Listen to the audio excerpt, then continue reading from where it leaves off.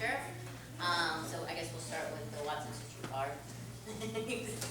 So if anybody doesn't know who he is, there you go. Bill Watson, I'm Sheriff, City of Portsmouth, looking for re-election. Thank you. We have Glenn Perry. I've never seen you looking for the election. I even wrote senior on here, but I didn't say it, I'm sorry. And Michael Moore. Good evening, everyone. My name is Michael Moore. I'm the Democratic nominee for the position of sheriff. Thank you for coming. Thank you for inviting me. All right. So the rules of the game today is we're all going to play very nicely. We're going to be courteous of one another's time. I'm going to give each of you a chance to stand up, tell us a little bit about yourself, and why you feel you should be our sheriff. So we'll start with you. Once again, I say, how y'all doing today? My name is Glenn Perry Sr., born and raised right here in Portsmouth. I went to Wilson High School, came out in '79.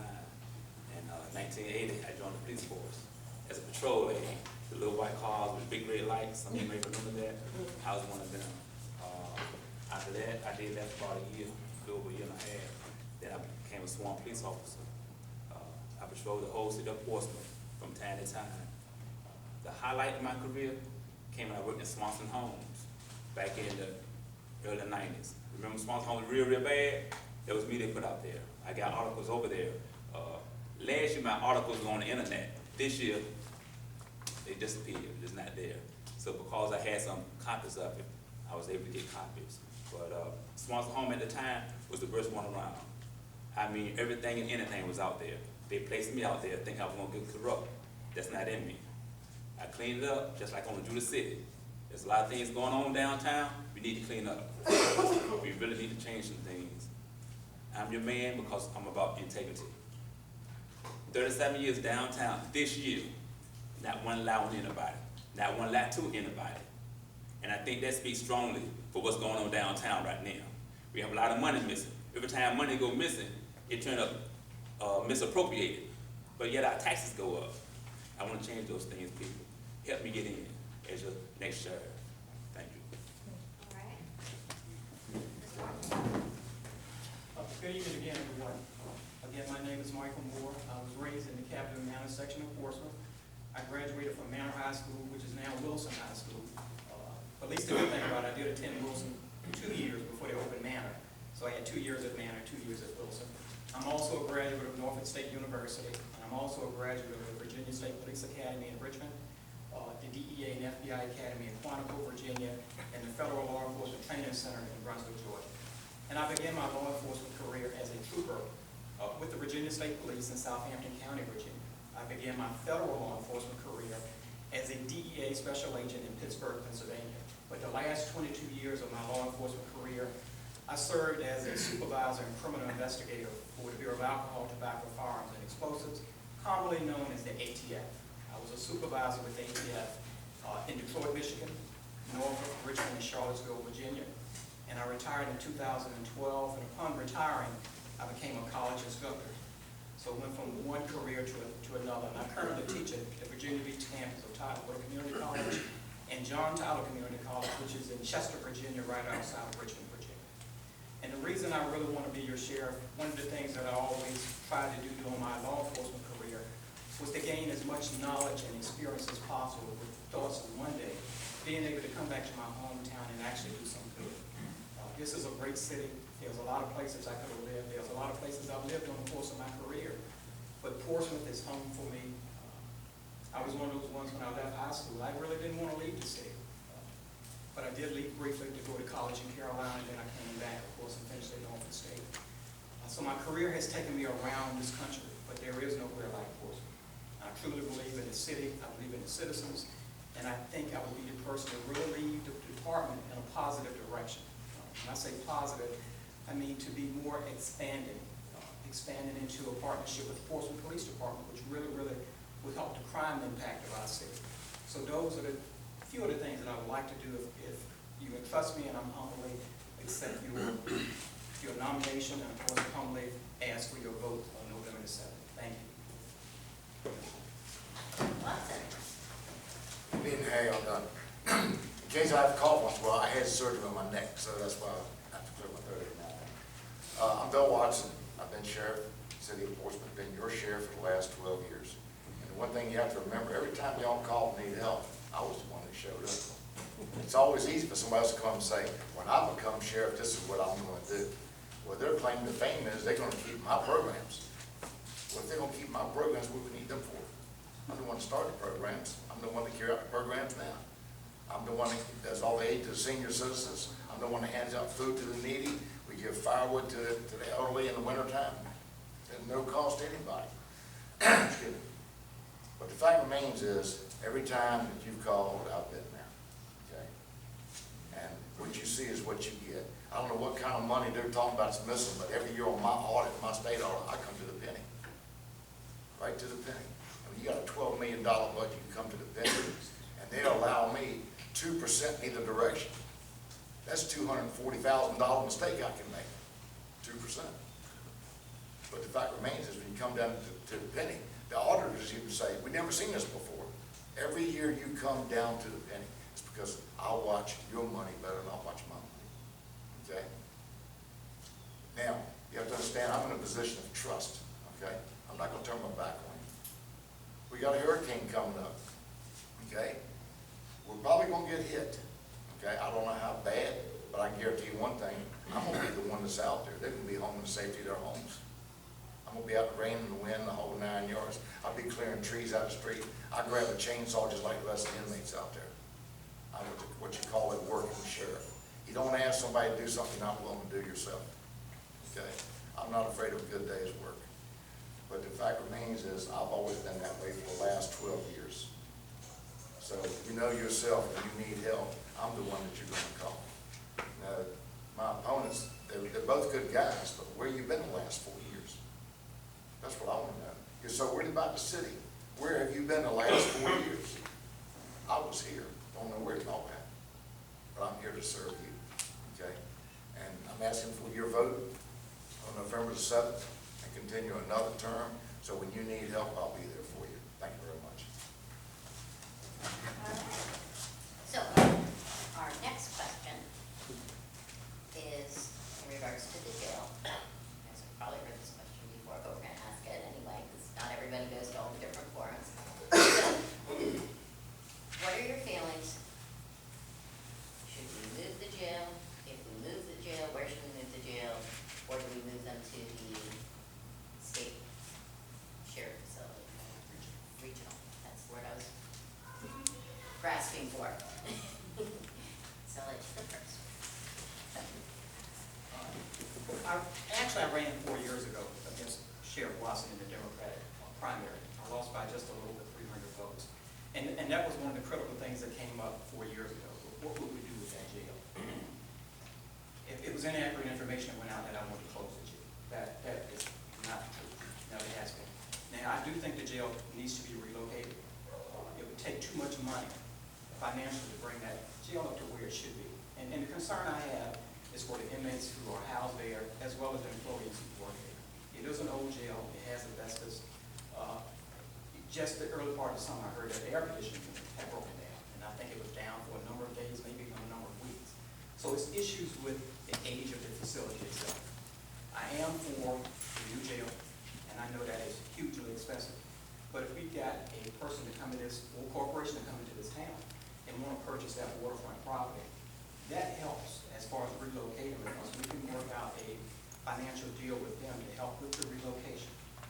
I am for the jail remaining in Portsmouth, and one of the main reasons is that because I think we actually can do a better job running that jail with our inmates than the regional jail. And that's not to cast any negativity towards the regional jail.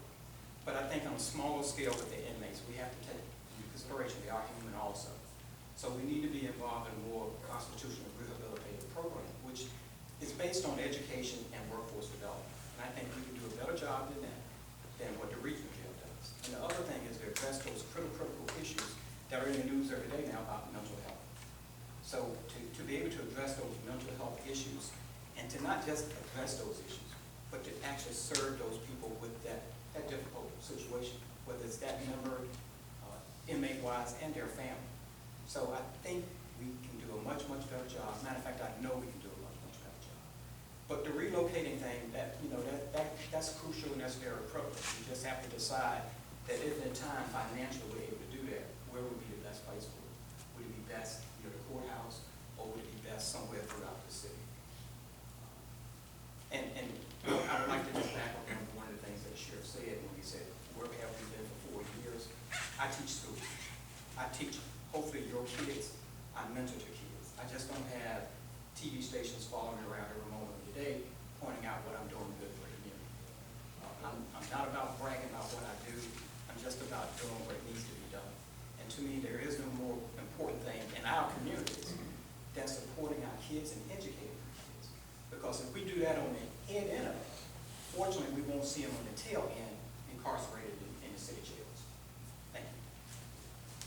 All right, so we're gonna go down to the other end of the table. Yes. Thank you.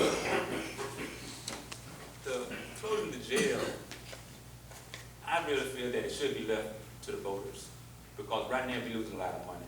You have several beds at the regional not being used, but we're paying for it. You have 2 or 3 of the floors in the jail now occupied.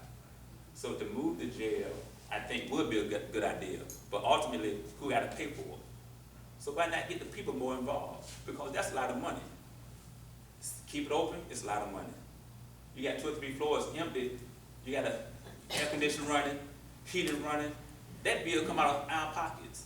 So I think it should be a question left up to the people. Everything laid out, what you losing, what you gaining. And I think the people need to be more involved with what's going on downtown. Because our taxes keep on going up. That means we're paying for something that we're not getting. The regional have several beds not being occupied, but we got to pay for that.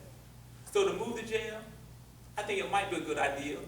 To send the inmates to the regional, we're going to lose some money on that too. So I think some of the things need to be left up to the people. What I say, close the jail? Yes, let's close the jail. Let's save some money. Maybe put an addition up onto the older, to the Hampton regional jail, and try that. But I think this needs to be left up to the people. Let's vote on it. Get more input from the people. That's what I feel. Thank you. Now, I'm glad he said we got bids we have to fill, because let me tell you what, they don't have a clue what they're talking about, okay? Now, the way it works with a regional jail is supposed to be an overflow jail. It's not supposed to be the city jail, okay? That was a contract that was signed years and years and years ago before I became sheriff. Now, this is a lifetime contract we can't get out of. So you can thank your forefathers for signing that contract, okay? It was signed in 1969. Now, you have to understand, Petersburg got rid of their jails. It bankrupted the city. They had to put City Hall up as collateral to buy a fire engine. Sheriff Vanessa Crawford called me. She was in tears because she lost almost 100 employees because of that move. Of course, they had to ultimately fire the city manager, but the damage was done. Because under the state code, once you get rid of your jail, you can never get it back. Now, the regional jail was overpriced to start with. They're guaranteed a 5% pay increase every year. I know the police department's not guaranteed a 5% pay increase. We're not guaranteed a 5% pay increase, but they are. Right now, we're paying for 250 beds, $5 million a year, whether we put them in the bids or not. And why won't I send them all out there? Why should I take my inmates and put them out there at Hampton Roads Regional Jail to sit there and lay back and watch TV all day when I could be using them in these neighborhoods, cleaning up streets, clearing ditches, cutting grass for the seniors? That's exactly why I'm not sending them out there. That's a waste of good manpower. It's not good business, okay? Now, if you understand, being a sheriff, law enforcement is fine, but only 10% of a sheriff's job is law enforcement. The rest is business administration, okay? I'll tell you right now, run my credit rating. I'm in the high 800s. Run their credit ratings and see what they got. They don't even qualify to be interlocal deputy. So that should say something right there. Anytime you don't pay your bills, you got a problem. We serve money papers every day. You can't be in debt up to your eyeballs and owe everybody in the world money when you're serving papers on other people, warrants and debt. That's hypocrisy at its worst. You've got to be able to walk the walk besides talk the talk. Okay? I've shown for 12 years I can walk the walk. I can do the job. But there again, our jail is old, but we get 100% every year. Hampton Roads Regional doesn't get 100%. That jail's newer than ours. So think about it. If we're getting 100% with a jail that old, what do you think we can get with a new jail? I don't want to get rid of our jail. It's going to cost the taxpayers $11 million a year if we close our jail. You want to pay that $11 million? I sure don't. Okay? And when Hampton Roads Regional Jail is the only game in town, they can go up anytime they want to. They've got carte blanche to raise the rates anytime they want to, and we have to pay it. It's in the contract. I advise each and every one, if you're going to get a copy of the contract and read it, it will scare you to death to think that people that were supposed to be city leaders signed this contract. And we're the ones paying for it. The same way with the tolls, we've been paying for 58 years. Okay? So think about that. Think about who you're going to put in charge of this. Do you really trust them enough to save your tax dollars? Like I say, my audit comes out to the penny every year. I know business. I've owned my own business. Okay? Neither one of them have business experience. Neither one of them. They got law enforcement experience, but no business experience. And when they're messing with your tax dollars, don't you think you'd like to have a little bit of experience? I would. I mean, can you just pick up and move from your home right now? If the taxes go so high you can't live here anymore? No, because you owe money on your home. Then would you be able to sell it? Nobody wants to buy in Portsmouth at the rate things are going. That's why we're trying to bring the prices down. I'll say, let's keep the jail we've got right now. Okay? When we can afford it for $55 million turnkey, we can put a jail right next to the courthouse, have a second floor walkover, and save $250,000 a year just in transportation. They don't know that, because they've never done it. I know it. That's why I can give you the figures. It's easy to say what you're going to do when you become sheriff. They're making promises they can't keep. The comp board sets the rates. The comp board sets the number of billets that you have. If they say you're going to have 200 billets, that's all you get. They give you a certain amount of money and say, make it work. Just like they said, well, when I'm sheriff, I'm only going to bring in a few people. I'm not going to lay anybody off. Well, let me tell you the way it works. You bring in 10 people, you got to lay off 10 people. Okay? Because every one of those billets are filled. We're at time. Thank you for your time. Okay. For going forward, we have a few questions. We're going to move forward with more questions. But going forward, let's keep it to facts and not what somebody or somebody else has not done. Okay. Most of the questions are just, what are you going to do? Yes. All right. If you don't mind, I would like to respond. When the sheriff opens up a door like that, I can't just sit here and he's referring to credit. I'm sure he's- Okay, well, this is not about people's No, personal. I think he I'm not needs to serious. respond to that.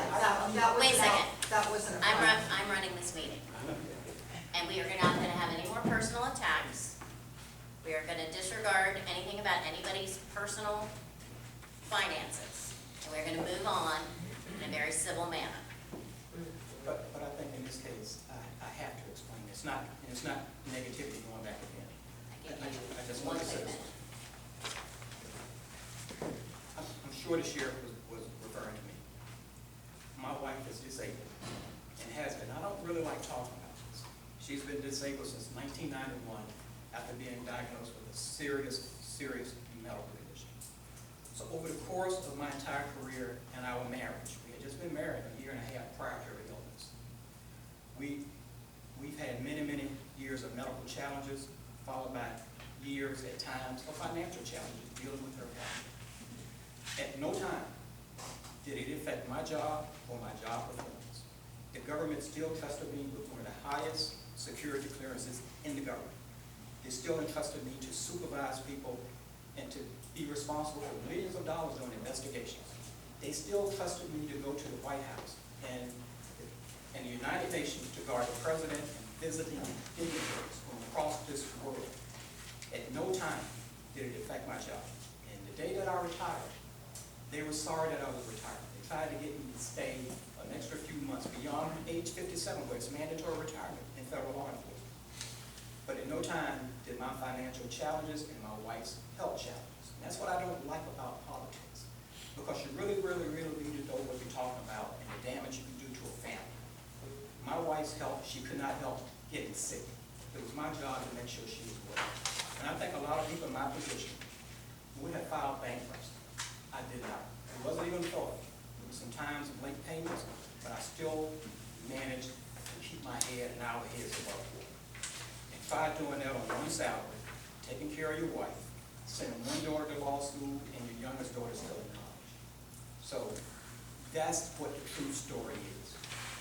We appreciate that you put that out there. She is on. Okay, we are This not. why you don't need to Okay. be shared. Okay, let's stop. We're gonna move on with questions, like I said. Because if it continues like this, we're just gonna stop completely. And that includes the audience. And I thank you, and I just thought the citizens needed to know what the real truth was. And that's not to go back and forth with the negativity. I just want the citizens to know. My neighbor's comments she made prior days. On to the next question. Thank you. All right, so, we're gonna talk about, so we all know that our auditor, our city auditor was fired. And we all went through a lot of these questions in the past forums. Let's talk about independent audit. You did mention that the state audits you. Yes, ma'am. Your books here. Yes, ma'am. That's a state auditor or that's an independent auditor? That's a state auditor. Okay. I just want a quick answer from all of you. How would you feel? Do you feel that the sheriff's department should be audited by an independent auditor? And if so, how often? So it's a yes or a no, and how often? I'm gonna start with you. Yes, and probably every 2 years, that's the way we had it with the government. It was either every 2 or 3 years that we went through a complete audit of the office, not just the financial aspect of it, but all equipment as well. Okay. I think it should be every year, because a lot of things that happen in a year were audited by the state police, and the state auditor, and I would welcome an independent auditor, because if I'm gonna pass the state audit, I'm gonna pass the independent audit. If I come down to the penny with a $12 million budget, what do I have to worry about an independent auditor? Yeah, thank you. I say yes, maybe once a year. Also, the city itself. And this, I think we all agree on that one. Okay. Which brings me to the next question. We have a lot of new players downtown. We're gonna maybe have some new players soon coming in as well. How will you, as an individual, how do you feel that things are going with some of our new regime? And how will you be working with these people to better our community? I'm gonna take it. Well, I work well with anybody, as long as you're doing the right thing. My first objective was get some of this money straight. We have a lot of money missing, which the citizens paying for it. It's a misappropriated, but then our taxes go up. The jail itself, there's a lot of drug dealing going on throughout the jails. I think something needs to be done about that. How can a person change if they go inside and do the same thing they do on the street? There's more programs to be set up. There was mention about programs that's going on there throughout the sheriff department. Sheriff Waters was doing a great job. He started a lot of good programs, and they're still going on today. And I think they need to stay there. But yes, we need to change some things downtown. With me, I would do my best to get along with anybody, as long as you're doing the right thing. My integrity is too strong to mess up. So if you're doing wrong, we're going to talk about that. I'm going to give you a chance to clean up your act and let the people know what's going on, because we lose out. And I think it's time we change things. It's the butter system got to go. This doing your favor got to go. Just because somebody give you a turkey, but keep on doing wrong. Come on, people. We can do better than that. Y'all see it. Y'all see what's going on. Let's improve Portsmouth together. They're trying to keep us separated. Don't let them do it. Sheriff Watson? Yeah, I don't have a clue what he's talking about, but he's talking about drugs in jail. I don't know what drugs he's talking about. We had a problem one time. We had some nurses that were bringing us some contraband, and it made the news that we strip search these nurses like I did. Okay, the question is not about the nurses or strip searching, or it is about how you are going to work with the new city leaders and future regime. We've got a new regime down there. We got a new medical system, okay? We don't have a problem with any of the nurses down there anymore because the head nurse does not put up with that mess, okay? As far as the mayor, I get along great with the mayor. I get along great with council. I've got at least 5 members on council. I get along with just fine. I don't have a bit of problem. I get along great with the city manager. I mean, I've got a voicemail on my phone with Doc Patton called me. She leaves me a message, and every time she hangs, she said, "Love you, Bill." I said, "Love you too, Doc." We've known each other for 35 years, and we can agree to disagree, but we're civil about it, okay? Of course, the city manager, I'm going to look at it from a city manager standpoint. I'm going to look at it from a sheriff's standpoint. And you have to understand, I'm a constitutional officer. We're not city employees. So we're not listed with the same raises with the police department or the fire department or whatever the case may be. So we fall in a different category. There's 5 constitutional officers. We all come in the same category. And we're last on the list for anything. But we live with it. But as far as getting along with our leaders, we get along fine with our city leaders. John Rowe and Carol, I couldn't ask for 2 better people. I think the world of John Rowe and Carol Rowe. If you don't believe it, ask John. Ask the city manager.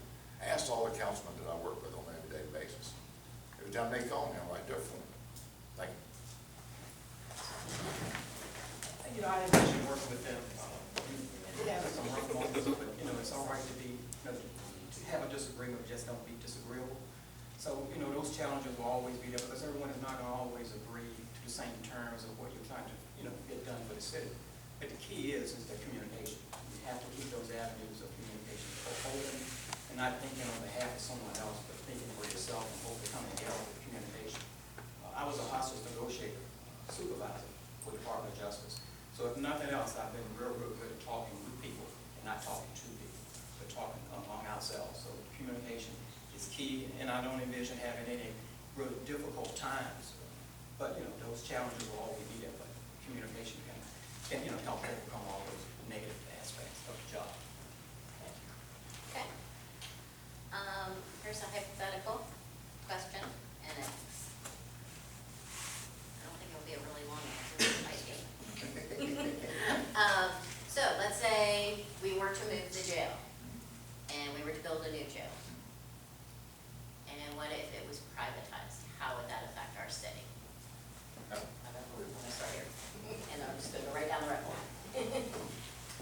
Well, I still like the thought, even if we're fortunate one day in this city to have a new jail at a different location, to be able to maintain control of that jail. And that's one thing that the sheriff and I do completely agree on. Because I still think we can do a much better job. And even what Mr. Perry said about, the citizens should be involved in every aspect of what goes on with the jail, because they are the citizens, they vote us in, and they have a stake in what happens downtown. And the other side of it, when we talk about privatizing, we're talking about maybe a number of people losing their jobs. I'm not for any type of movement or any type of, in any direction that would cost one deputy their job. So I'm for those, deputies being able to keep that employment. But the other thing that really goes along with it also is that we can still do a much better job, I think, the way we have it now, just in a different location. Because workforce development is key. That's something that started way back in this city under sheriffs many, many years ago. And it's one of the things that go on in our communities across this city, across this state, across this country. So it's nothing new to force about using inmates to assist the elderly, the disabled, and the disadvantaged. That's one thing that will continue. So saying all that to say workforce development is key. And I think we can do a better job of workforce development. Because what we want to do for inmates is not just to have them out cutting grass, but let's take it a step further and say, well, look, if you're using those lawnmowers, if you want to, we're going to also instruct you how to repair that mechanical equipment. So that turns out and leads into jobs after their incarceration. So I just really think we can do a much, much better job. I'm not for privatizing. I'm for setting up just like it is in the state of the city with the sheriff and the deputies and the inmates. Thank you. Sheriff? I'm glad you said that, we teach them how to repair. We've been doing that for years. It's nothing unusual. It's nothing new. They all come out with this idea, let's teach the inmates this job. We've been doing that, okay? It's not rocket science. We teach them how to operate heavy equipment. We teach them how to be mechanics. We teach them how to grow fruit and vegetables. You name it, we got a program for just anything you can think of. As far as the jail, the key word is privatized. You know what they're saying when they say privatize? It means we'll never own it. We'll pay for it for the rest of our life, okay? That's the problem we got with Hampton Roads Regional right now. We'll never own Hampton Roads Regional. We're paying for them for the rest of our life. It's your tax dollars. If you build a jail, yeah, you put the initial cost up, but we're gonna own it sooner or later. If it's privatized, we'll never own it. All we do is pay rent for the rest of our life. Everybody knows it's better to buy a home than it is to rent a home. Well, I'll pay a house off for somebody else. So think about the word privatized, okay? It's another word for saying you won't own it. Thank you. I feel that, yes, do not privatize. I think the city can build a jail if they need to, if the people vote on it, and make it close by the courthouse, where transportation won't be as bad. But privatize, they're gonna get the most of the money. Keep it in the city. We got land for it. We just need to own some of these buildings. We keep on renting buildings. We are what, 82 million or something, close to it, on the courthouse? That's ridiculous. And I feel the taxes keep on going up. So to privatize, no. Let the city, we go ahead and up some money. If we're gonna build a new one, build a new one. But the people need to be in on that. That's what I feel. Thank you. So we're going back to about you. Sheriff Watson, on the back of your handout, it says your goals and what's done. So moving into this term, what are your new goals leading into this term? Excuse me.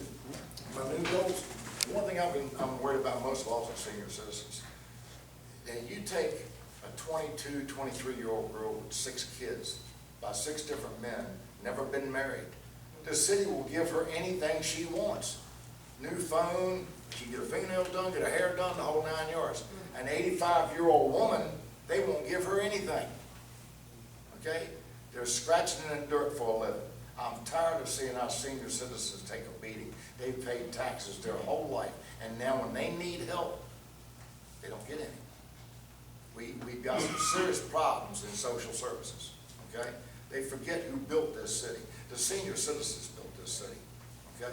We're all getting up in age. We're going to be faced with that at one time or another. But think about what's happening to these poor people now. They need help. Why do you think I give them free firewood? Why do you think that I'm working with Hope Ministries, so when they have extra food, I give food out?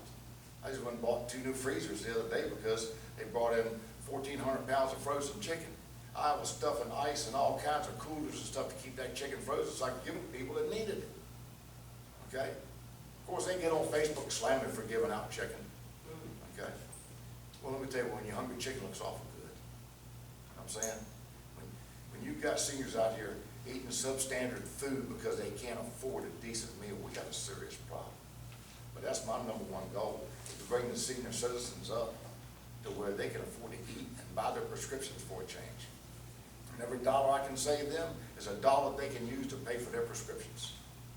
Thank you. All right. What are your goals for this 4-year term?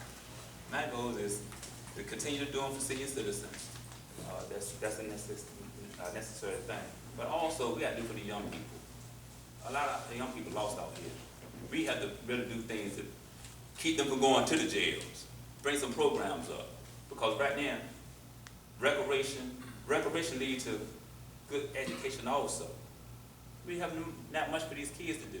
You know, love senior citizens. Love the program that's going on. That will go nowhere.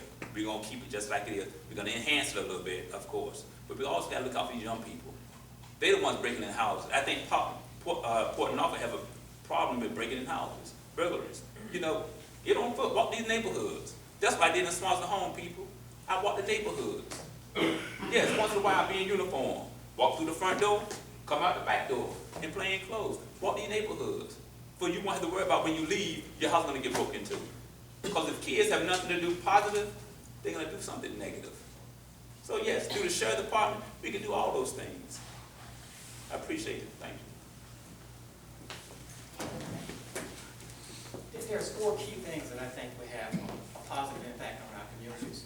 That #1 being I mentioned earlier in the presentation, the partnership, a positive partnership with our Portsmouth Police Department, which I think we have that partnership that's going to help the citizens and the city itself. Number two is to have, I also mentioned that earlier, a constitutional rehabilitative approach to incarceration that will help inmates educational-wise, as well as workforce development, as well as addressing health issues. And the third one I think is very, very critical, and that's developing that partnership with the Portsmouth Public Schools with a program called Resistance and Awareness Training. This program will train staff and students in things like the different types of drugs. And of course, you all know now one of the major things is the opioid epidemic. So you're talking about opioids, marijuana, crack cocaine, meth, those type of things, but also to even go a little bit further and venture into the bullying, the cyberbullying, and also to instruct students and staff in conflict resolution, because we need to be able to learn to talk things out without going to the tail end first and try to work back forward. And that fourth one is also critical. That's to enhance those community services to our seniors, our disabled and our disadvantaged, making sure that those citizens who deserve and desire to have that service actually get that service. And all of this really, really sounds great with great leadership. But great leadership is an accumulation of having a great workforce. So you have to invest in employees that you have in the sheriff's office. Everyone should have an opportunity to achieve whatever level in that department they want. Everyone should have access to the same training. So to make sure that you have that well balance between the sheriff leadership and the deputies, the workforce, you have to look out for your employees. Thank you. So our other question was goals, and then it was also vision, like the long-term vision. So I'm going to start again with you, and it's kind of talk about your vision at the same time. So if you want to elaborate a little bit more, please feel free, or if you want to pinpoint a specific goal, please feel free to do that, and then we'll go back down the rabbit hole. Just to highlight what I just kind of ran out with those four, 5 kids, in which employees, leadership employees. The vision I have is for the department to be reflective of our city. And when I say reflective, that means they have qualified people, no matter what color they are, what race, religion, or ethics is, doesn't matter. To make sure that you have that in place. So that vision is to move forward and to really far beyond the 21st century. So that means that everybody on the work, that currently work with the sheriff's department, should have training that if one day they work in magnetometers at the courthouse and work in the inmate section of the jail the next, or serving papers, everyone should be well trained to do any and every aspect of that position itself. Because to me, that makes them more diversified workforce. It makes them a workforce that's really, really geared to meet the challenges of where we are now and where we will be in the future. So that's to make sure, and I can't say training enough, and I worked in training when I was with the Department of Justice also, that education is key with your employees. Because if they're well trained, they're going to be of more of a benefit to the sheriff's department, and they're going to be more of a benefit, which is key to the citizens of our city. Sheriff? I'm glad he said training. There again, they don't know anything about the sheriff's office. We have the only accredited academy in the city of Portsmouth. The police department even has to send their people to another academy outside the city, okay? Now, every one of my deputies are cross-trained by DCJS to work every aspect of the sheriff's office. This is nothing unusual. It's been like that for the last 12 years since I've been sheriff. I don't know why they don't know this. If they knew anything about the sheriff's office, they wouldn't have said this. Any deputy that I've got can work anywhere in the sheriff's office and pick up like they've been there for a year. Okay? Sheriff, what's your vision My for vi- your my 4-year term? My vision is to try to get the compensation board to give me more deputies. The city promised us when we opened up a new courthouse that they would pay for all these positions because there's 200,000 square feet. The compensation board said, we didn't tell y'all to build a Taj Mahal courthouse. This is what you get, make it work. The city agreed at that time to fund 21 positions because all the courtrooms and the corridors and this, that, and the other. Well, our former mayor cut that out. The new mayor I'm talking to right now, we're trying to get that back because courthouse security is at all-time critical edge, okay? And there's been times we've shut certain courtrooms down that weren't being used, and we locked them so people can't hide in there. But we're pushing it to the brink. We've got people that can't even take a day off. They've got mandatory use or lose time. They can't take a day off. We don't have enough people to go around. And that's because the city reneged on the promise that they made us when they built that courthouse. I've got a copy of the memorandum of understanding that was signed by the mayor at that time. All of a sudden he changed his mind a year later. So I mean, that's what we're putting up with. Now the new mayor, he's all for it, but you have to understand we're cash strapped. He's trying to do the best he can without raising your taxes. So you thank John Rowe for not raising your taxes, okay? You see him, thank you. But we're still trying to get the job done at the same time. Now, the one thing I have done is I brought a lot of my auxiliaries in to work in the courts. Police department, I think, has 4 or 5 auxiliaries. I have 40, okay? So that helps out. And these guys are volunteering their time. But it helps hold the cost down, and it helps make it a safer environment in the courthouse. But that's what my vision is, to try to get the compensation board to give us more people, more openings, or get the city to come back and give us openings they promised us 2 or 3 years ago, and then they renege on the deal. Okay? If anybody would like to see the copy of the MOU, I've got a copy in my office. Okay? Thank you. Thank you. You know, people, working downtown for 37 years, you see a lot, you hear a lot. Would you speak up just a little bit? I said, working downtown for 37 years, you see a lot and you hear a lot. Thank you. And I've been blessed not to get caught up in those little groups, because a lot of these little groups is why our city's messed up. My vision, help these kids from going to jail. Clean up some of the neighborhoods, walk your neighborhoods, clean out the jail from drug selling. It's still going on. I grew up in Portsmouth, so I know a lot of the people going to jail. I talked to some of them. Not all of them, but I do talk to some of them. We do have a problem in Portsmouth. And the biggest problem is not the crooks in the streets. That's our biggest problem. It's not the crooks in the streets. I'm not saying all leadership, but some of our leadership, if we ever going to get Portsmouth clean up, that's what we got to do, people. We got to pull together. Don't let them separate us. We got to pull together and clean up Portsmouth. And we can do it. But some of you got to step forward too. We have a lot of good people not voted because you don't think we can change things, but we can change things. I've been out of town for 37 years, and everything happened in my past had me prepared for this day.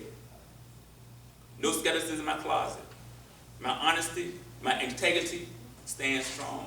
So my vision is pull us together, and we're going to change some things. And we can do it, people. Don't let racism stop you, because that's what they're trying to do downtown. Like he said, they've been together for what, 30 years? He said a while ago. He called them crooks in the paper. If you call them crooks, you have a badge of high level. Put somebody in jail. Prosecute somebody. But see, when you work together and nobody get a piece of the pie, you can't. Thank you. All right. Well, this has been a very good forum. I know that you all probably have questions, and I'm sure these gentlemen would love to answer them, but we're going to do a few things before that. So I'm going to ask them to be patient for just a few minutes, because we are just getting back from the summer, and because, as was mentioned, there is some crime issues that have been going on, and we miss seeing Whitney. So we're going to have her come up and just give us a quick rundown of what's going on in our neighborhood and across the city. And then we're going to do a couple closing remarks, and then you guys will be free to make some mingle with everybody and talk to them, give them some one-on-one time. Is everybody good with that? All right. Come on up. Next month, the forum is for Ms. Morales will be here, and TJ Wright will be here to tell us why they are the best candidate. So let's thank these gentlemen for their time. Thank you.